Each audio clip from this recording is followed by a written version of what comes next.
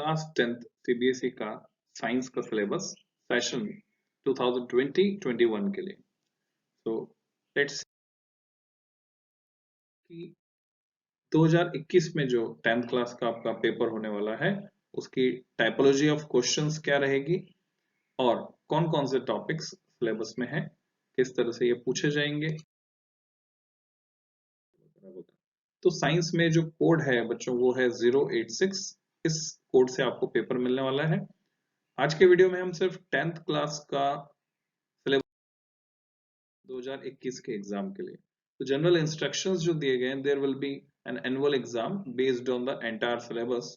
The annual examination will be of 80 marks and 20 marks weightage shall be for internal assessment. तो अब देखेंगे हर subject में, science हो गया, मैथ्स हो गया, सोशल साइंस हो गया, इंग्लिश हो गया, ऑलमोस्ट सिमिलर टाइपोलॉजी रहेगी। 80 marks theory paper, 20 marks internal assessment. Internal assessment कैसे होगा तो इस बात को आप थोड़ा समझ लीजिए।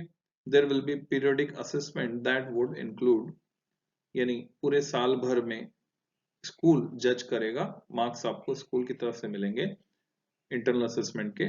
उसमें से जो 20 में से 5 नंबर हैं for 5 marks, 3 periodic test conducted by the school. तो रेगुलर इंटरवल पर, पीरियोडिक यानी रेगुलर इंटरवल पर स्कूल 3 टेस्ट आपके लेने वाला है और उनका जो एवरेज लिया जाएगा 2 मैक्सिमम मार्क्स वाले टेस्ट। यानी मान लीजिए कोई टेस्ट आपका बिगड़ भी जाता है तो आपको उसमें परेशानी की जरूरत है, परेशान होने की जरूरत नहीं है। जिन 2 टेस्ट में आपके ज्यादा मार्क्स हैं उनका एवरेज लेकर उससे आपके ये 5 नंबर बनेंगे फाइनल रिजल्ट में। तो निश्चित रूप से आपको अच्छे नंबर मिले। बचे हुए 5 मार्क्स, एक्स्ट्रा 5 मार्क्स जो मतलब टोटल 20 मार्क्स का जो डिवीजन है, 5 मार्क्स यहाँ हो गए। नेक्स्ट 5 मार्क्स के लिए क्या करना होगा, diverse methods of assessment as per the need of the class dynamics and curriculum transaction. These में इंक्लूड, यानी ये टीचर आपके डिसाइड करेंगे। शॉर्ट टेस्ट वो अलग से ले सकते हैं, ओरल टेस्ट ले सकते हैं, क्विज, कंसेप्ट मैप्स, प्रोजेक्ट्स कोई आपको बनाने को दे सकते हैं, posters, presentations and inquiry based scientific investigations etc। यानी डिफरेंट एक्टिविटीज आपको करने को मिल सकती हैं और उनके बेसिस पर आपको नेक्स्ट 5 मार्क्स अलॉट किए जाएंगे। And use rubrics for arguing them objectively. This will also have a weightage of 5 marks towards the final result. Practical part रहेगा बच्चों। Practical laboratory work should be done throughout the year and the student should maintain record of the same. आपको एक file बनानी होगी। Practical assessment should be continuous, वो भी regular basis पर होगा। There will be weightage of 5 marks towards the final result. 5 number आपके इसके होंगे। All practical listed in the syllabus must be completed. इसको हम अलग से नेक्स्ट वीडियो में डिस्कस करेंगे, प्रैक्टिकल कौन से हैं, कैसे वो आपको करने हैं।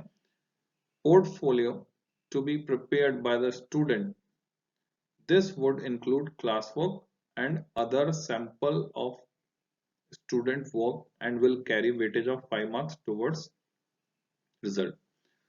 तो टुवर्ड्स फाइनल रिजल्ट।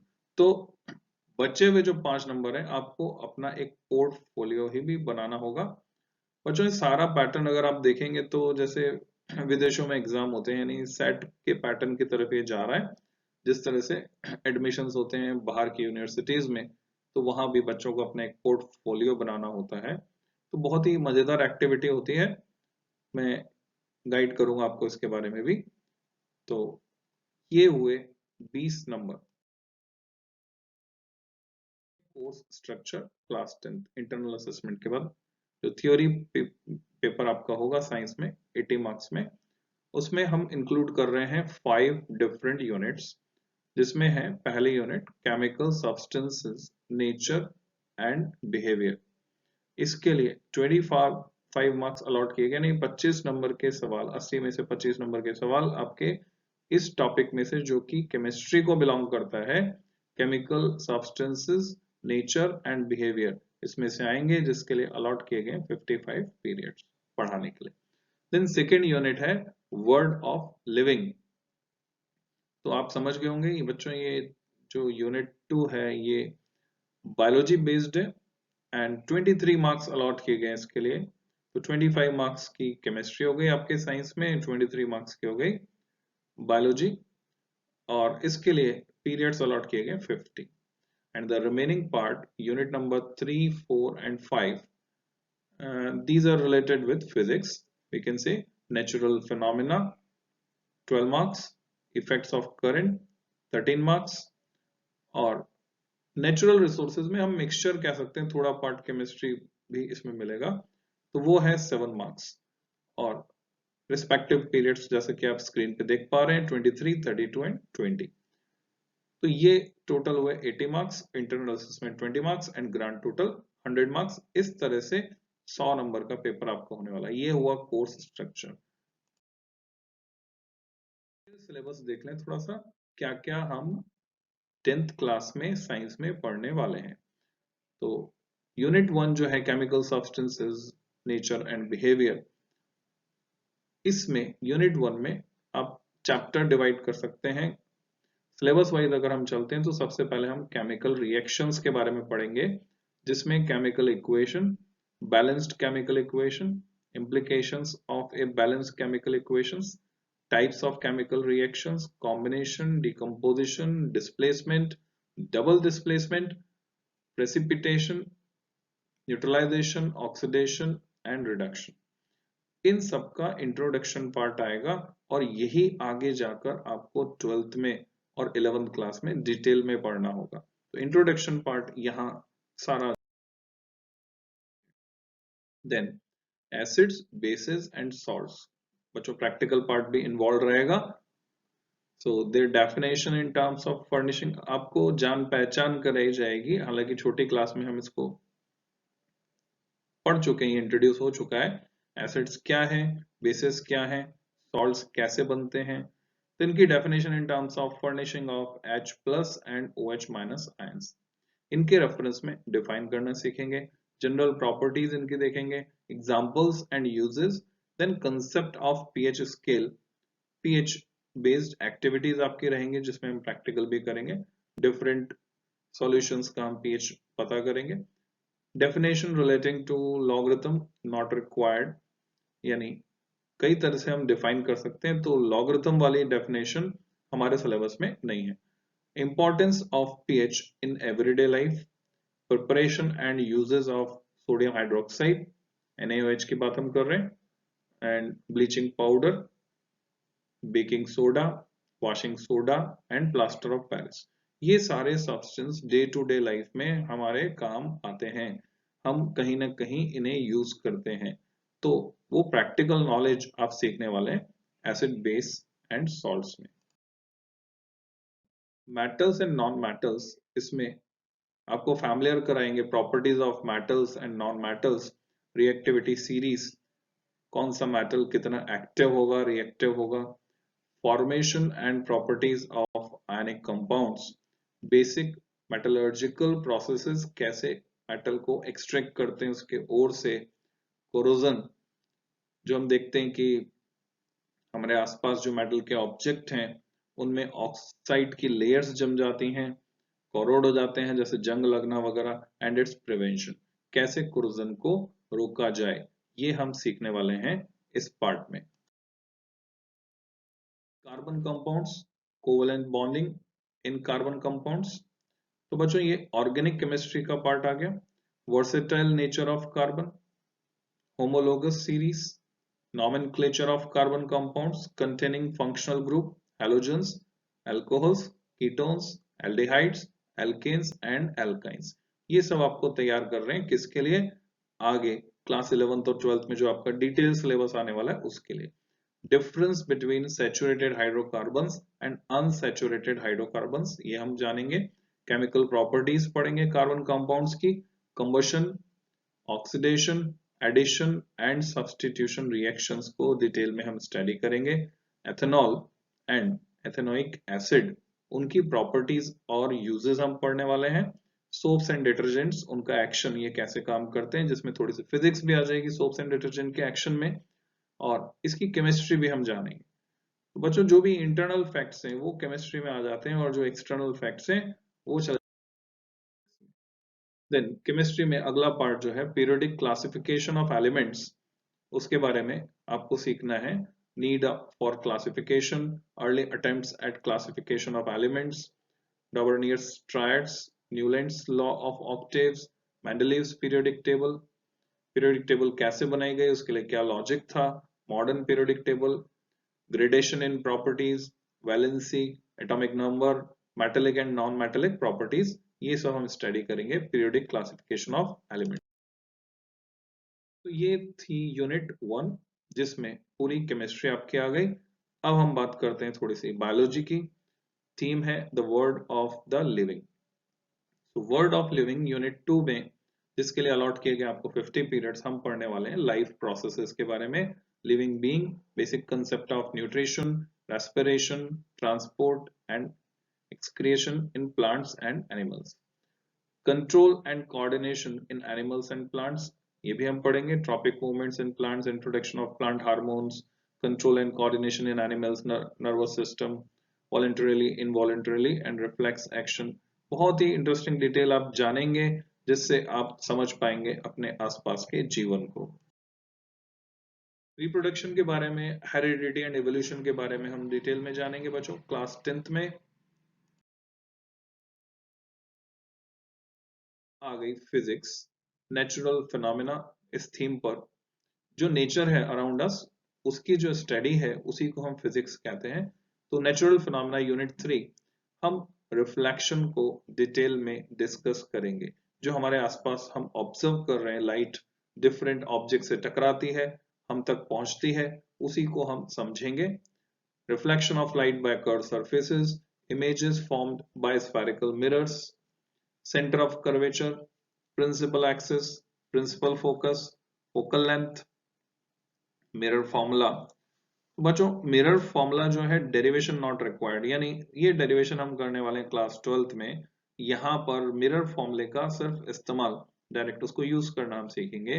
मैग्निफिकेशन तो इंट्रोड्यूस कराया जाएगा, सो जस्ट इंट्रोडक्टरी पार्ट है ऑप्टिक्स का।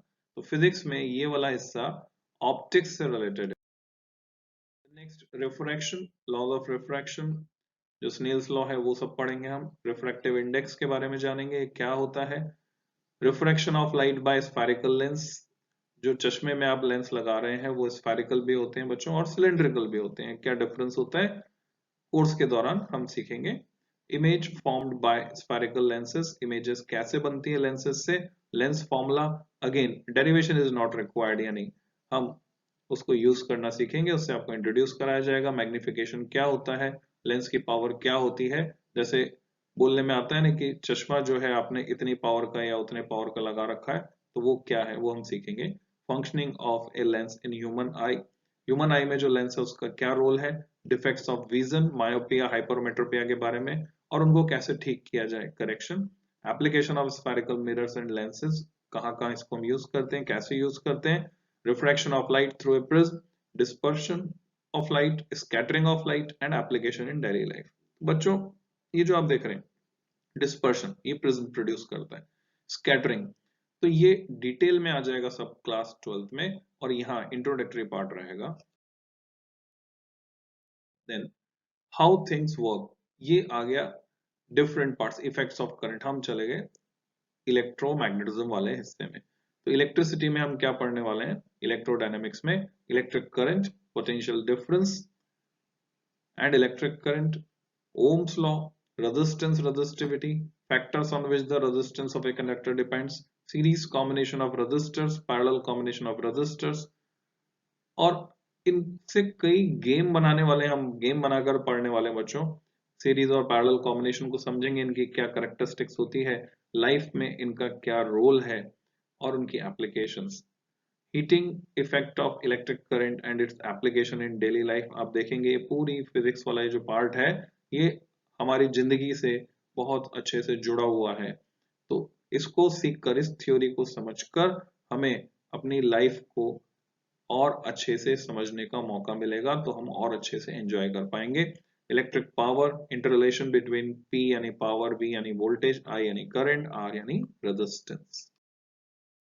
Then magnetic effect of current. बच्चों मैग्नेट्स ने केवल लोहे को ही नहीं, हमें भी अट्रैक्ट किया है। बचपन में बहुत सारे गेम्स बनाए हमने, मैग्नेट से खेले हैं। तो मैग्नेट के बारे में डिटेल में जानेंगे। मैग्नेटिक फील्ड क्या होता है, फील्ड लाइंस कैसे हम मैग्नेटिक फील्ड को दिखाते हैं उनसे। Field due to a current carrying conductor, कोई तार जिसमें करंट फ्लो हो रहा है, तो उसकी वजह से फील्ड कैसा होगा। Field due to current carrying coil और सोलेनॉइड, ये सब 12th में आप डिटेल में पढ़ने वाले हैं। उसका इंट्रोडक्शन सारा यहाँ आ जाएगा। Force on current carrying conductor, Fleming's left hand rule, electric motor ये कैसे चलती है, इलेक्ट्रोमैग्नेटिक इंडक्शन ये क्या होता है, इंड्यूस पोटेंशियल डिफरेंस क्या होता है, इंड्यूस करंट क्या होती है, then Fleming's right hand rule जिससे डायरेक्शन वगैरह हम निकालते हैं, इलेक्ट्रिक जनरेटर, डीसी क्या है, एसी क्या है, direct current, alternating current, frequency of AC, advantages of AC over DC, दोनों को हम कंपेयर करने वाले हैं, अल्टरनेटिंग करंट को और डायरेक्ट करंट को। बैटरी से जो मिलती है वो डायरेक्ट करंट है, जो हमारे घर में आ रही है वो एसी है, अल्टरनेटिंग करंट है। डोमेस्टिक इलेक्ट्रिक सर्किट्स की भी बात करेंगे। कई बार आप देखते हैं घरों में कोई इलेक्ट्रिसिटी में फॉल्ट आ जाता है, सोच के देखिए कितना मजा आए, कितना अच्छा लगेगा आपको अगर आपके घर की बिजली खराब हुई और आपको इलेक्ट्रिशियन को नहीं बुलाना पड़ा और आपने ही ठीक कर दी। Is it possible? ये सब पढ़ने के बाद जवाब है हाँ। जब हम थ्योरी पूरी जानते हैं। देन यूनिट 5 में नेचुरल रिसोर्सेज हम सीखने वाले हैं। Sources of energy, different forms of energy, conventional and non conventional sources of energy, जैसे सोलर एनर्जी है, केमिकल एनर्जी है, इलेक्ट्रिकल एनर्जी है। कौन से कन्वेंशनल है, कौन से नॉन कन्वेंशनल है। फॉसिल फ्यूल्स की बात करेंगे। थर्मल पावर स्टेशन में कोयला जल रहा है, कोयला क्या है बच्चों, fossil fuel. Solar energy, biogas की हम बात करेंगे, कैसे बायोगैस प्लांट में बायोगैस बनाई जाती है। विंड एनर्जी की बात करेंगे, वाटर एंड टाइडल एनर्जी की भी बात हम करेंगे। टाइड्स जो हम बोलते हैं कि मून की ग्रेविटेशनल पावर या सन की ग्रेविटेशनल, उसकी ग्रेविटेशनल अट्रैक्शन की वजह से टाइड्स क्रिएट होते हैं। Nuclear energy, renewable versus non renewable sources of energy, इनको हम कंपेयर करने वाले हैं इस चैप्टर। हमारे एनवायरनमेंट के बारे में हम पढ़ने वाले हैं, ecosystem, environmental problems, ozone depletion. आपको जैसे कि पता होगा रिसेंटली जो ओजोन होल है वो भर चुका है बच्चों। Waste production and their solutions, biodegradable and non-biodegradable substances. Then management of natural resources. अपने आसपास अगर आपने ध्यान दिया होगा तो बायोडिग्रेडेबल जितने भी ये पॉलीथीन वगैरह है, इसमें मेजर डिसएडवांटेज यही है कि ये नॉन बायोडिग्रेडेबल है, इनको बहुत लंबा समय लगता है, इसीलिए उस पर बैन लगाया गया। मैनेजमेंट ऑफ नेचुरल रिसोर्सेज में हम सीखेंगे conservation and judicious use of natural resources, ईमानदारी से कैसे समझदारी से हम इसका उपयोग करें। Forest and wild life, coal and petroleum conservation, examples of people's participation for conservation of natural resources, big dams, advantages and limitations of alternatives, water harvesting, sustainability of natural resources। तो फुल डिटेल में हम अपने आसपास की दुनिया को जानेंगे और उसका सही रूप में इस्तेमाल कैसे करें जिससे कि हम उसका अच्छे से फायदा ले सकें।